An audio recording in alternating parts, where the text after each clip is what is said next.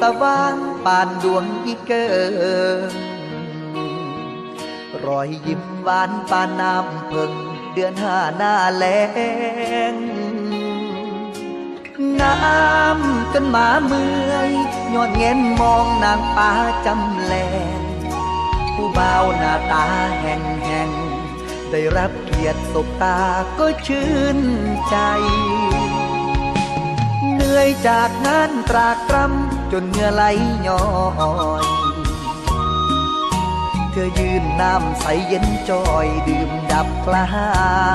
ยมีรายงานข่าวว่าหนุ่มคลั่งบุกหานางเอกสาวยามกลางดึกมันคนโง่กว่าจะรู้สึกตัวก็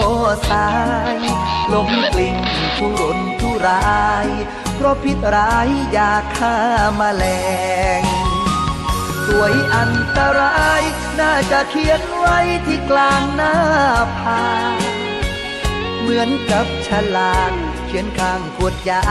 ว่าริบร้ายแรงนางป้ายาพิษเกือบจบชีวิตเงินหักเจ้าแหงเจ็บปานถึกป้าพาแดง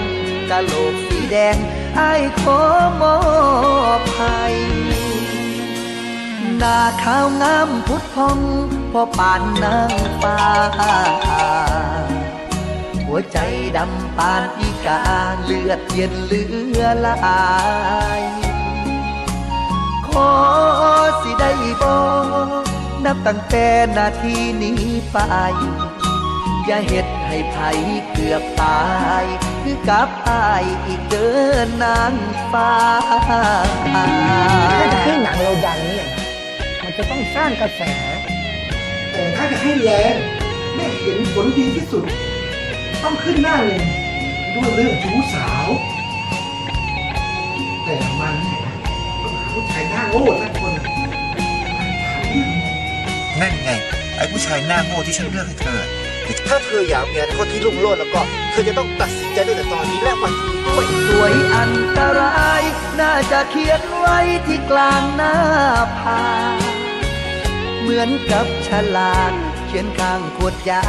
ว่าริดร้ายแรง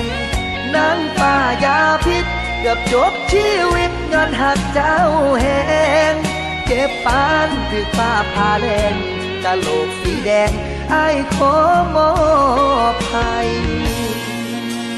หน้าขาวงามพุทธพองพอปานนางฟ้า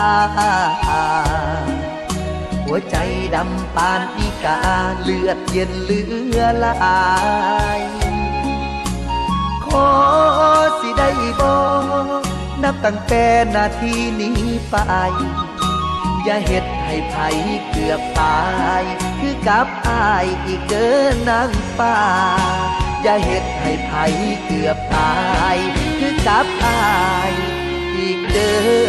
นนางฟ้า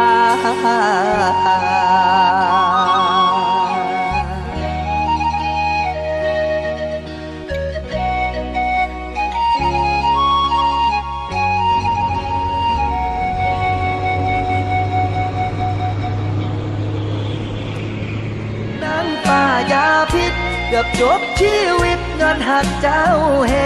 งเจ็บปานถึกป้าพาแดงกะโหลกสีแดงไอ้ขอมอบให้